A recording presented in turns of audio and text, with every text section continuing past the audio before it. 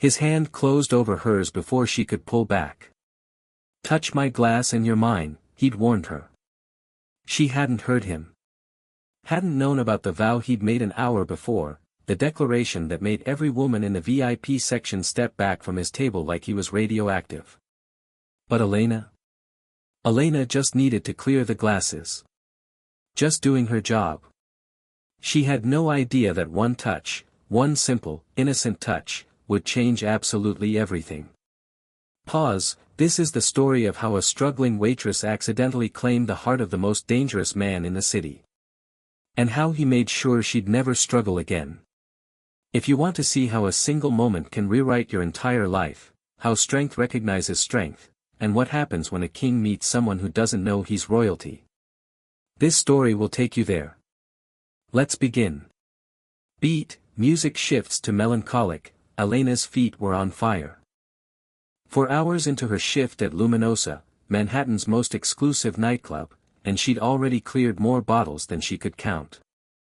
Crystal champagne that cost more than her rent. People draped in designer everything. The kind of wealth that whispered instead of shouted. She didn't belong here. But her grandmother's medication wasn't going to pay for itself. Stage 3 diabetes.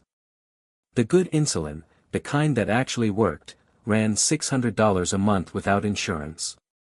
And Elena's cleaning business barely covered rent. So she worked here 3 nights a week. Invisible. Efficient. Gone. That was the rule in places like this: don't exist. Don't make eye contact. Don't remind the VIP clients that actual human beings are serving them. Table 9 needs clearing, her manager barked, jerking his chin toward the corner booth bathed in blue light. Elena grabbed her tray and navigated through the crowd. Eyes down. Shoulders small. Invisible. Table 9 was a disaster, empty bottles everywhere, lipstick-stained glasses, the wreckage of people with too much money and too much time. She just started stacking when movement in her peripheral vision made her look up. Pause, tone shifts to intrigued. One booth over, separated by a velvet rope that might as well have been a fortress wall, sat a man who radiated danger like heat from a fire. Even sitting, he was clearly tall. 6'3", maybe 6'4". Broad shoulders in a suit that probably cost 5 figures. Dark hair, sharp jaw, and eyes so intense they could cut glass. But what really caught her attention? Every single woman in the VIP section kept trying to approach him. Models. Socialites. Women who looked like they'd stepped out of magazine covers. And his security, 8 men in black suits, turned every single one away before they got within 10 feet. One particularly determined brunette in a dress that left nothing to imagination tried 4 times. Each time, the wall of muscle redirected her with increasing firmness. Elena turned back to her work. Not her business. Not her world. She reached across the table for the last glass, a crystal tumbler still half full of amber liquid, sitting abandoned near the velvet rope separating the tables. Her fingers had just brushed the stem when the entire world shifted. Voice drops, become steel, touch that glass and you're mine. The voice was velvet wrapped around a blade. Every head in the section turned. Elena's hand froze mid-reach, her heart launching into her throat. She looked up. Those dark eyes were fixed on her with an intensity that made her skin burn. His jaw was tight, expression unreadable, but something flickered in his gaze, surprise, maybe. Or calculation. The entire club seemed to quiet. Or maybe it was just the blood rushing in her ears. Pause, her voice came out barely above a whisper. I'm just clearing the table. I don't care what you're doing. He stood, and Elena realized just how tall he actually was. How much space he commanded. How every person in the vicinity unconsciously leaned away, giving him room. He moved around the velvet rope like it didn't exist, closing the distance between them in 3 strides. I made a vow 2 hours ago. Every woman in this section heard it. Elena's mind raced. She'd been in the back restocking supplies. She hadn't heard anything. I didn't. She started to pull her hand back. His moved faster, covering hers on the glass stem. The contact sent electricity shooting up her arm. His skin was warm, his grip firm but not painful. Tone softened slightly, intimate. Too late, piccola, he said, the Italian word curling off his tongue like a caress. You touched it. She should have been terrified. This man had 8 bodyguards materializing from the shadows like wolves. The other staff had scattered. Even her manager had disappeared into the back office. But anger cut through her fear. I'm working, Elena lifted her chin, meeting his gaze even though her knees felt weak. I didn't hear whatever game you're playing with your, she gestured vaguely at the women still hovering at the section's edge, admirers.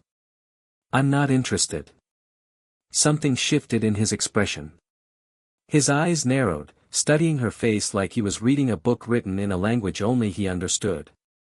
Not interested, he repeated slowly. In me? In anyone? In games? She tried to pull her hand back again. This time, he let her go. But his eyes never left hers. What's your name? That's not relevant. Your name. This time it wasn't a question. She shouldn't answer. Every instinct screamed at her to walk away. Apologize. Find a different job tomorrow. But something in his gaze held her captive. Elena. Elena. He said it like he was tasting it. Elena what? Rivera. A ghost of a smile crossed his lips. Spanish? My grandmother's from Mexico. Why was she telling him this? I really need to finish, you're done for tonight. He turned to one of his men. Marco, inform her manager she's leaving with me. Elena's stomach dropped.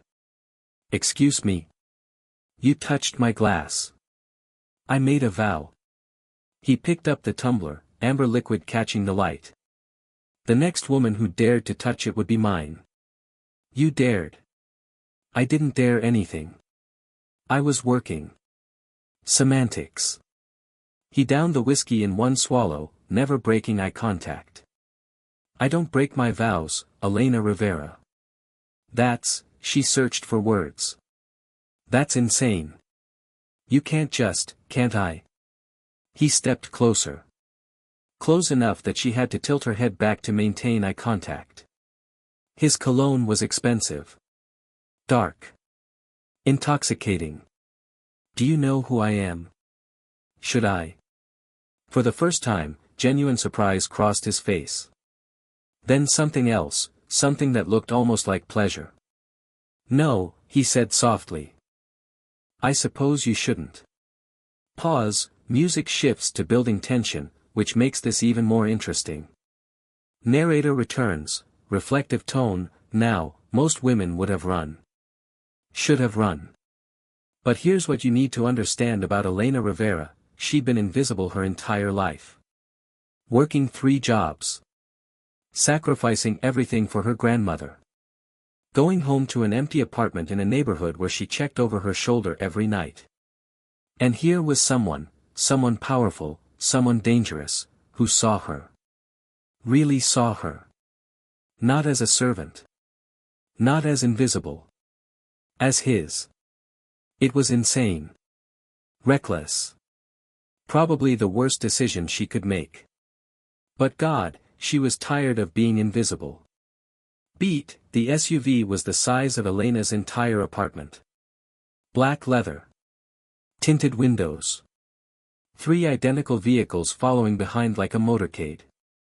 She sat as far from him as the seat would allow, her work uniform suddenly feeling too tight, too cheap, too everything.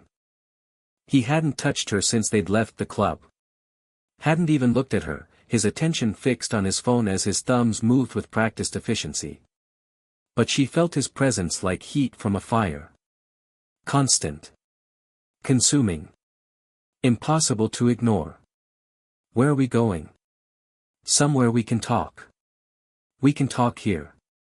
No, He finally looked up, those dark eyes finding hers in the dim interior. "We can't." They pulled up to a restaurant with no sign. Just a discreet awning and a door that looked like it cost 6 figures. The kind of place where reservations were made months in advance. Where looking at the menu would probably give her a heart attack. "I can't go in there dressed like this." Elena gestured to her stained uniform. His gaze traveled over her slowly. Deliberately. Not leering, assessing. "You look perfect." "I look like the help." "You are the help," his lips quirked. "Or were. Now you're with me." Which means no one will dare comment. Inside the restaurant, intimate, tense, they were led to a private room in the back. Soundproofed walls. One table. Candles that cast everything in soft gold. The door closed with a quiet click, and Elena suddenly became very aware that she was alone with a man who could buy and sell people like her without blinking. "Sit." She crossed her arms instead. "I'd rather stand." "Elena." Her name was a warning and a caress. "Sit. Please." The please surprised her enough that she moved to the chair. He pushed it in gently, his hands brushing her shoulders for just a second before he moved to the opposite side of the table. "Wine." He was already pouring deep red liquid that caught the candlelight. "I don't drink on duty." "You're not on duty anymore." He slid the glass across to her. She took it because her hands needed something to do. Their fingers brushed again, that same electric shock that made her skin feel too tight. "Explain the vow," Elena said firmly. "Why would you promise something so dramatic?" He leaned back in his chair, shadows playing across his face in a way that made him look dangerous and beautiful in equal measure. "I was tired," he said simply. "Tired of the game. Women throwing themselves at me every night, not because of who I am, but because of what they think I am. Wealth. Power. Danger. Poor you." His laugh was unexpected. Genuine. "You're refreshing, you know that. Most people are too terrified to mock me." "Should I be terrified?" "Probably." He took a sip of wine, studying her. "I made the vow because I wanted to see who would dare. Who had enough courage, or stupidity, to cross that line. And they all backed off. Every single one." His eyes glittered. "Too afraid of what mine might mean." Pause, let it land, then you walked up. No fear. No calculation. And reached for that glass like it was the most natural thing in the world. "Because I was working." "I didn't hear your vow." "I know." He set down his glass. "That's what makes it perfect." Elena's hand tightened on her wine glass. "There's nothing perfect about this. This is kidnapping." He tilted his head. "Kidnapping implies you're here against your will." "Are you?" She opened her mouth. Closed it. "The door isn't locked," he continued softly. "Marco will drive you home right now if you ask. I won't stop you. You paid my manager a month's salary. Insurance that you won't be in financial trouble while you figure out what you want. Not a leash. Never a leash." Narrator interjection, male perspective, and here's where it gets interesting. Because Lorenzo didn't do what most powerful men would do. He didn't threaten. Didn't manipulate. Didn't use his power to force her hand. He gave her a choice. A real one. That's the difference between a boy and a man. Between control and leadership. Between possession and partnership. He wanted her willing. Choosing him. Not trapped. That's power. Scene continues. "What do you want from me?" Elena finally asked. Lorenzo was quiet for a long moment. When he spoke, his voice was different, rougher, more honest. "Everything, Piccola. But we'll start with dinner." Over the next hour, she learned 3 things. First, He'd investigated her in the time it took to drive from the club to the restaurant. Knew about her grandmother's diabetes. Her 3 jobs. Her dropped-out college education. Her financial desperation. It should have been creepy. Should have felt like a violation. Instead, it felt like someone had finally seen her. Really seen her. All of her. Second, Lorenzo Vittori was a name that made people in this city cross themselves. He ran an organization that controlled more than the mayor. Made decisions that affected thousands of lives daily. He was, in the most literal sense, a mafia don. Third, he wanted her anyway. Not despite her poverty, her struggles, her ordinariness, but because of her authenticity. Because she'd looked at him like he was just another customer. Because she'd argued when everyone else cowered. "I want to go home," Elena said when the meal was finished. "No," Lorenzo said gently, "you don't." "Yes, you're terrified. Which is smart. But you're also intrigued. Curious. Wondering what it would be like to stop fighting alone for once." His eyes held hers. To let someone else carry the weight.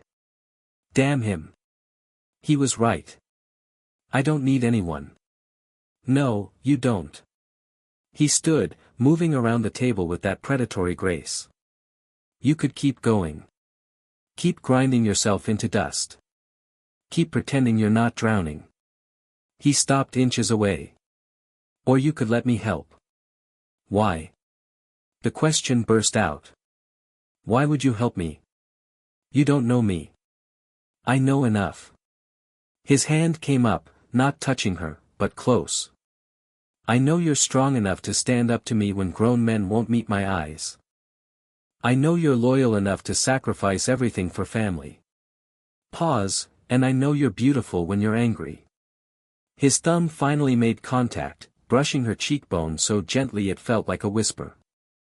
Elena's breath caught. She should step back. Should run. The door burst open. Marco stood there, face grim. "Boss. We have a problem." Action sequence, pace increases, voice hardens, everything changed in the next 10 seconds. "The Morellis hit one of our shipments. 8 men down. 3 dead." Lorenzo transformed instantly. The gentle man who'd been touching her face vanished, replaced by something cold and lethal. "Secure the perimeter. Get Elena to the penthouse. Now." "Wait," Elena started. Lorenzo looked back, and for just a second, his mask slipped. "You're not safe out there tonight. Not anymore. Not now that you've been seen with me." "What does that mean?" "It means," he said quietly, "that touching my glass made you a target. Pause, and I protect what's mine." Narrator, building tension. The penthouse was on the top floor of a building Elena couldn't afford to look at. Floor-to-ceiling windows overlooking Manhattan like it was a kingdom. Marco had left her there with instructions to make herself comfortable. Comfortable. Right. Her phone buzzed. Her grandmother. "Mija, where are you?" "It's late." Elena's throat tightened.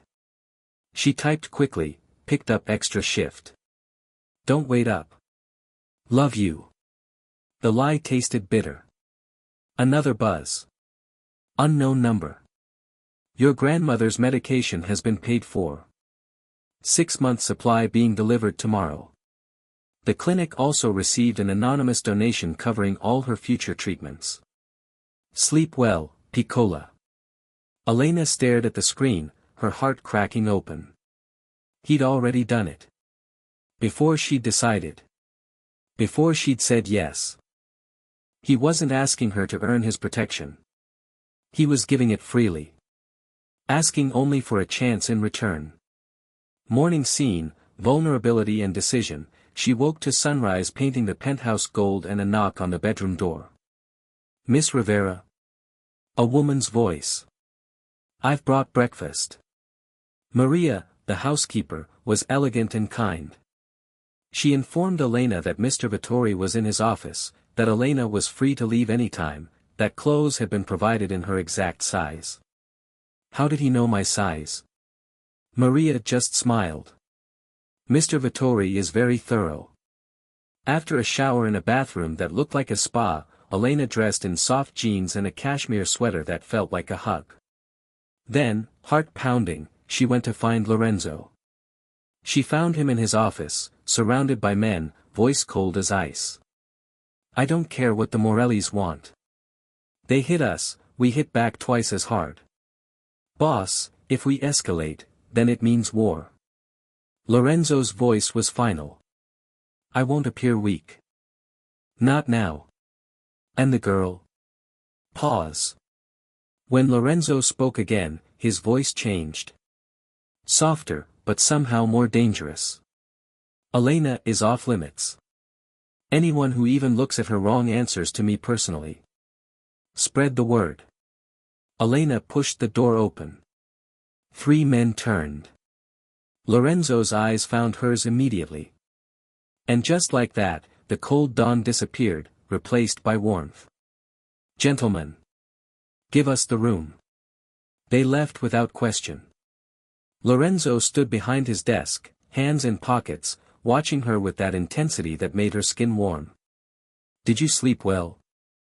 Better than I have in months. The admission felt too honest. Too revealing. What did you decide, Elena? I have questions first. Ask. Negotiation scene, empowerment building, what does mine actually mean? He considered carefully. It means I provide for you and your grandmother. Medical care. Housing. Safety. It means you don't work unless you want to. It means you're protected by my name and my organization. Pause, and in return, you stay. You let me court you properly. No expectations beyond your company and your time. No pressure. No obligations. And if I'm never ready? For more. Then you're never ready. He said it like it was obvious. I want you willing, Elena. Choosing me. Not accepting me because I hold the power. What about other women? There are no other women. The moment you touched that glass, there was only you. Her heart raced. That's possessive. Too much. Insane. He smiled slightly. Yes. But it's true. I don't share. If you're mine, I'm yours completely. Elena took a breath. I need to see my grandmother. Tell her something. Of course. But Elena, he caught her hand gently. Being connected to me puts her at risk too. Not immediately. Not directly. But it's real. I know. She looked down at their joined hands. His was larger, scarred along the knuckles, marked by violence. Hers was smaller, calloused from work, marked by struggle. I'm still terrified. Good. Fear keeps you smart. He lifted her hand, pressed his lips to her knuckles. Take today. See your grandmother. Think. I'll be here when you get back. And if I don't come back?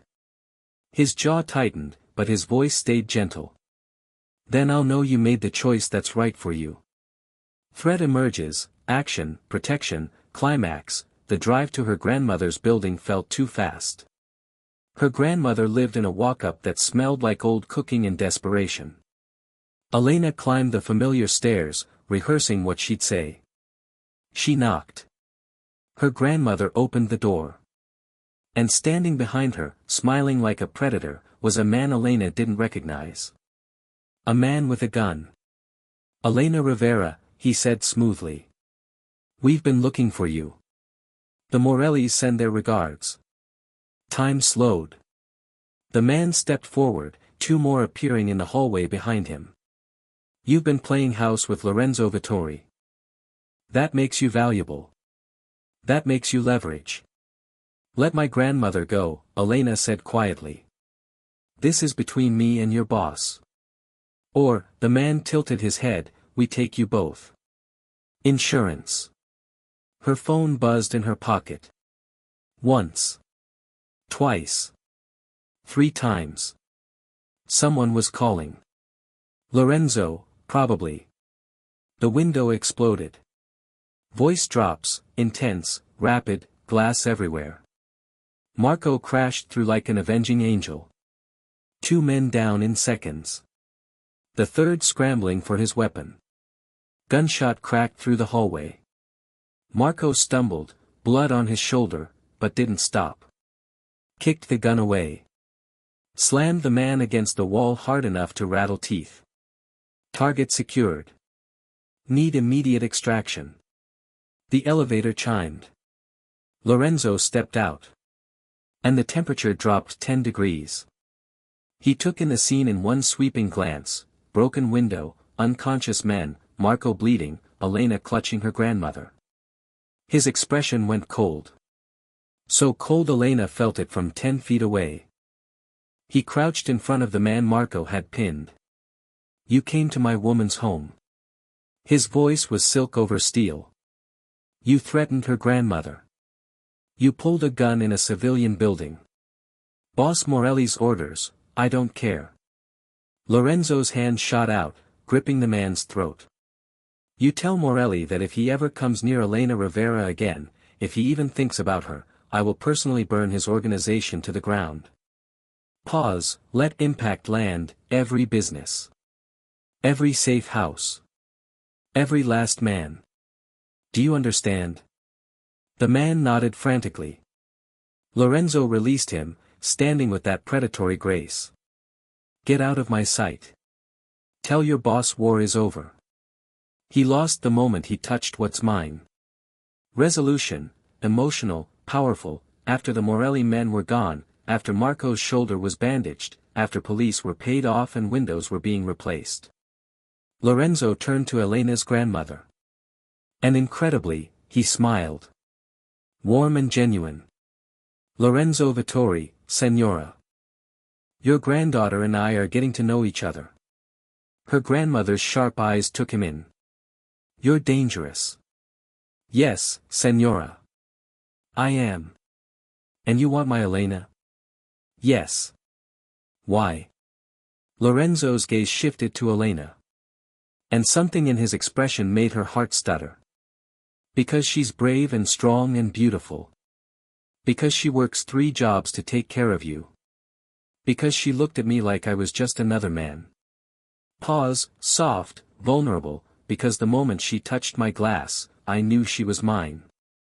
Her grandmother was quiet. Then, surprisingly, she laughed. My husband said something similar when we met. He was a dangerous man too. Her eyes grew distant. Everyone said I was crazy to love him. But he loved me with everything. Protected me. Respected me. She focused on Lorenzo. Can you do that? With everything I am. Then I suppose Elena will decide if that's enough. Elena's choice, turning point, Elena looked at Lorenzo. Really looked. The man who'd claimed her with a vow. Who'd provided for her grandmother before she'd asked. Who'd fought his way to her side when she was in danger. The man who was dangerous and powerful and absolutely terrifying. The man who looked at her like she was the only thing that mattered in his entire world. I need to say something, Elena heard herself say. And I need you both to listen. They waited. I'm terrified of you. Of your world. Of what saying yes means. She looked at Lorenzo. But I'm more terrified of saying no. Pause, of going back to struggling alone. Of never knowing what this could be. Elena, I'm not finished. She took a breath. If I do this, I need promises. Real ones. Anything. I keep my voice. My choices. You don't make decisions for me, you make them with me. Agreed. My grandmother's safety is non-negotiable. Already done. And you don't hide your world from me. I need to know what I'm part of. Even the ugly parts. Lorenzo was quiet. Then, that will be hard. Knowing what I'm capable of. I need honesty more than comfort. He stepped closer, cupping her face in his hands. You have it. All of it. My honesty. My protection. My loyalty. Everything I am. Pause, the moment, then yes. The word felt like jumping off a cliff. Yes, I'm yours. His kiss was gentle. Reverent. Tasted like promises and danger in equal measure. When he pulled back, his eyes were bright. Thank you, he whispered. For taking the risk. For choosing me. For being brave enough to say yes. Epilogue. 2 years later, tone shifts, satisfied, warm, complete, Elena stood in the garden of the Westchester house, watching her grandmother tend roses that would make professionals weep with envy. 2 years had passed since that night. 2 years of learning Lorenzo's world. Of going back to school. Of becoming not just his woman, but his partner. Of discovering that the girl who'd been invisible could command respect in a Mafia don's world. Penny for your thoughts, Mrs. Vittori. She turned. Lorenzo leaned against the doorframe, suit jacket over one shoulder, tie loosened. Mrs. Vittori, she repeated, twisting her wedding ring. Still getting used to that. You shouldn't be. I've been calling you mine for 2 years. He crossed to her, slipping arms around her waist from behind. I love you, Elena Vittori. Every day more than the last. Even when I argue with you. Especially then.